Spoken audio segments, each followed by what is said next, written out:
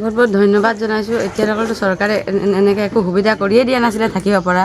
আপোনালোকে যে ইমান দূৰৰ পৰা আহি ইমানখিনি যে কৰি দিছে তাৰ কাৰণে আমি বহুত বহুত ধন্যবাদ। বিশেষকৈ এনেকুৱাতো পৰিস্থিতিত মানুহ থাকিবই নোৱাৰে। চৰকাৰৰ পিনৰ পৰা একো সা সুবিধা পোৱাই নাই।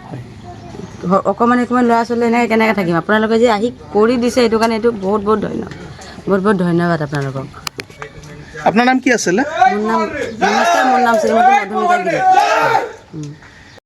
মোৰ নাম সাজেশ তাঁতী।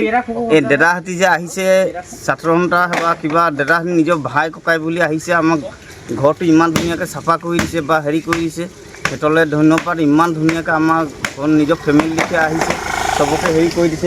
চব ইমান ধুনীয়া বস্তুখিনি আহি মেলি ভাইটি দাদাহঁতি চবেই আহি আমাক ইমান সহযোগ কৰিছে। তেওঁলৈ আমি চবেই যিমান মানুহখিনি আছে পানীত ডুবি আছে চবৰ ঘৰলৈ যাওক, গৈ মেলি চাফা চিকুণ কৰি দিয়ক। সেইটোও ধন্যবাদ দিয়ক দাদাহঁতক, আৰু আগবাঢ়ি যাওক। ইমানটোৱে কৈছোঁ। আপচু যি সংগঠনটোৱে আহি আমাৰ ইয়াত পৰ্যায়বস্তিত শিৱসাগৰ জিলাৰ যি নাজিৰা সমষ্টি পৰ্যায়বস্তি বুলি কয়, তেখেতলোকে আমাৰ ঘৰত আহি যি এতিয়া এই কাম কাজ চলি আছে, তেখেতলোকে চপা তপা কৰি আছে, তেখেতলোকক বহুত বহুত ধন্যবাদ যাচিছোঁ। যিহেতু আমি বহুত দিনৰ পৰা আজি প্ৰায় মেক্সিমাম 2 মাহ হ'বলৈ হ'ল বানপানী। সেই 2 মাহৰ দিনটোতো কোনো এনেকুৱা হেৰি কৰা নাছিলে বা আহি এনেকুৱা কোনো চপা কৰাৰ পদক্ষেপ লোৱা নাছিলে।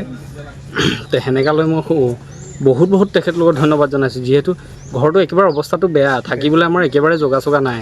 আৰু চৰকাৰেও যিহেতু তেওঁলোকে চৰকাৰ বস্তু বাহনি দিছে যদিও যে তেখেতলোকে ভাবিব লাগিছিলে, বিশেষকৈ মানুহখিনিনো কেনেকুৱা পৰিস্থিতিত আছে, ক'ত আছে বা কেনেকুৱা কি কৰিছে, তেখেতলোকে অলপ আহি যদি এডোখৰ জগাই ক'ৰবাত বনাই দিলে হয় বা মানুহখিনি ক'ৰবাত থকা মেলা কিবা এটা ব্যৱস্থা কৰি দিলে হয়, যথেষ্ট হ'লে হয়। কিন্তু তেখেতলোকে সেনেকুৱা কাম নকৰিলে।